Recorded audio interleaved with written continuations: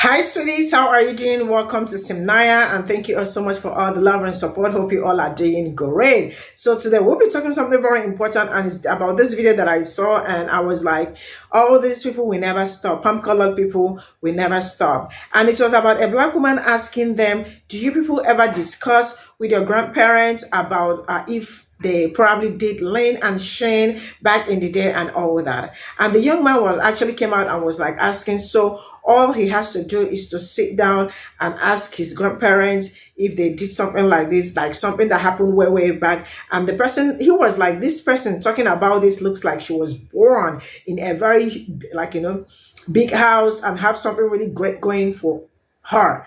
Now this is gaslighting, because somebody is speaking about what her ancestors went through, and some of us are still, some black people are still going through it to this very moment. He has the right and the nerves to come out to gaslight himself, not even black people, asking that why do you people talk about slavery all the time? Why something that happened way back and you people did not experience it, and you people are still talking about it? And then he went further to say that he was raised by black family, right? And that he cannot be racist and all that. I think some of all these palm-colored people think that proximity to blackness makes them think that, they think that they are black. You know what? Let's get into this video.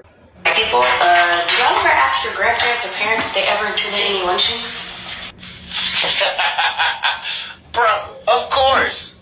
Come on, baby girl. Don't you know that my favorite thing to do is to sit my grandfather down in the living room and talk about past racist shit that he went through 49 years ago, 28 years before I was born.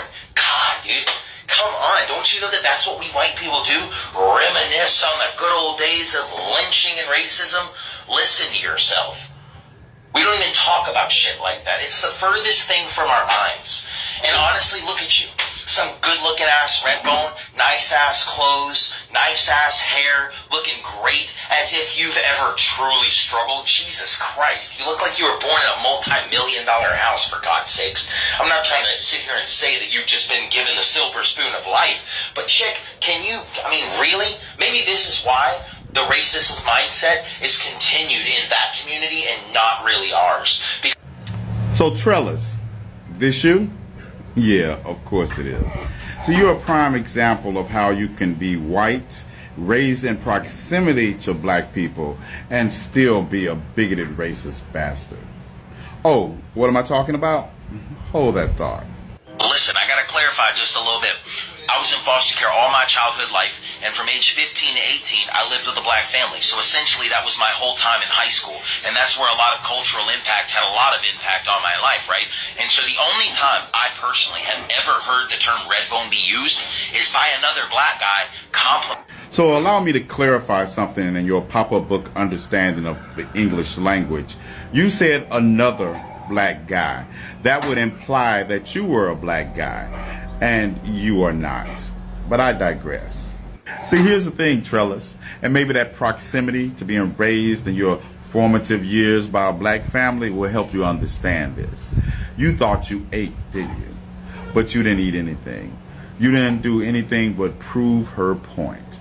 Proving the point that white people, even those raised in close proximity to black people, do not sit down and have these discussions with their parents or grandparents about racism in this country, how we got here, and their part in it, and how do we get out of here. Because you don't care how we got here, because you racists benefit from it. Oh, why did I call you a racist when you made it a point to let us know that you were raised by a black family? Because you also made it a point to let us know that you are a racist. Even in the South, in some racist-ass people, we still don't grow. I know people who tote Confederate. Since you didn't like her question for your grandfather, try this one. Ask them, why did you have to be raised by a black family in the foster care system? And honestly, look at you. Some good-looking ass red bone, nice ass clothes, nice ass hair, looking great, as if you've ever truly struggled. Jesus Christ, you look like you were born in a multi-million-dollar house. If you wanted to kiss me, you should have just said that. Not that I would let your unbathed billboard looking ass wipe dookie from my booty cheeks, let alone put your mouth near me. But that would have been way less embarrassing. instead of going on a racist rant where you projected your insecurities onto me. And what I mean by you projecting your insecurities, well, you made a lot of comments about me looking like I grew up in a multi-million-dollar home and that I haven't really struggled and blah, blah, blah. What you're saying is that I'm a bad bitch. And that makes you feel insecure because despite you having at least 2 privileged identities over me, being a white man, I'm a black woman, I still look and I'm doing better than you. And that has to sting. Your male mongrel mind can't understand how that happened because white supremacy tells you that's not supposed to happen. So then you did another thing that white men do is when they see a black woman doing better and looking better than them, white supremacy tells y'all you can have access to us. You have a right to us. And I'm here to let you know, if it was up to us to repopulate the earth, I'm running away from you like you're Slender Man, like you're Voldemort. The earth is dying out. Absolutely, like nah. But you knew that. You knew that, which is why you made that video. And I know it hurts and I know it stings. I don't know what to tell you. I hurt a lot of people. So have the day that your ancestral karma tells you deserve. Okay, bye. So this is all I got from this video, and now this boils down to each time I see people, all these people that probably were raised by black people or have black friends or like proximity, some of them think like proximity to blackness makes them black also. Most of them are racist, and that is on point. Look at some of them never sit down to have like some important asking important questions to their family, because most of them, like their grandparents were the ones that lean and shin. They were the ones that went hunting. They were the ones that used also dogs to hunt black people down and the rest of it. So now all this that he is, sometimes I look at them, I am like, why is it that each time we talk about slavery and all that, and their feelings are all hurt, you see them all acting up. You see them coming, being very defensive. Why do you have to be defensive all the time?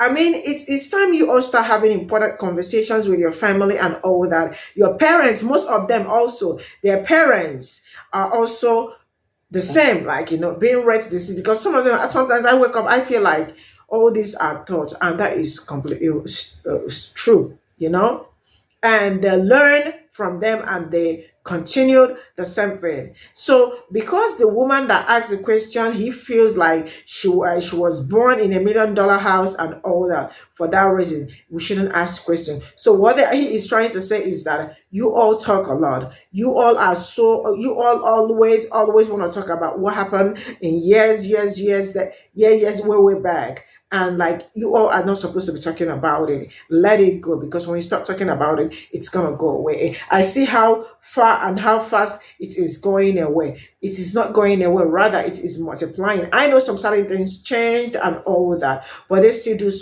most of those things, because I have seen so many videos that I brought since last year and till this very moment, a lot of black people who all of a sudden went missing while they were with their palm-colored friends outside, probably in the woods and all that. They ended up seeing their parts in different places, like their head somewhere else, the hand, arms, and all that. All this embarked. What happened? How did it happen? And some of them, they end up being hung on somewhere, and then immediately the cops are going to say it was a suicide. And you all know suicide is very rare in black community or among black people. It's not something that happens easily. We say it as atrocity, and so I know a lot of people don't even think about that. So most of the things that happen, before you know what is going on, before they could finish their investigation and all that, they definitely would target suicide, which you all already know. So now, who are the people doing all this? Who are the people doing all this? I remember somebody that ran through Sundown Town without knowing about it, and then he was being chased and all that. He got to call the cops, trying to talk to them and all that. Still, they did not come rescue the person, and the person ended up being unalive and all that. I can go on and on and on and on and on and on and talk about it, because the people that are doing all this are younger people. They are not older people, because most times we talk about what happened in years ago, forgetting that some people picked all this from their parents and all their grandparents and all that, and still to this very moment they are doing it. You dare not, as a black person, go through sundown town, even most times even morning, afternoon and night. Night is very dangerous, and some of them even broad daylight. You also know that it's I mean, like, black people that look like me cannot go through that place, right? So, and somebody have the right and the nerves to come out to ask, like, so all I do is have to sit down with my grandparents or my parents to start asking them about what happened. It shows your color, it shows who you are, it shows. These are the important questions you all should be asking to know what they did, to know what they did to people that look like me back in the day. So stop avoiding that question, because if you find that, it's going to also help us speak about it and talk about it and try to educate your people, because you do not come out here trying to educate us, because we already know what we have been going through and still going through to this very moment. This is where I am going to draw the cut and see you all in my next video. Bye for now.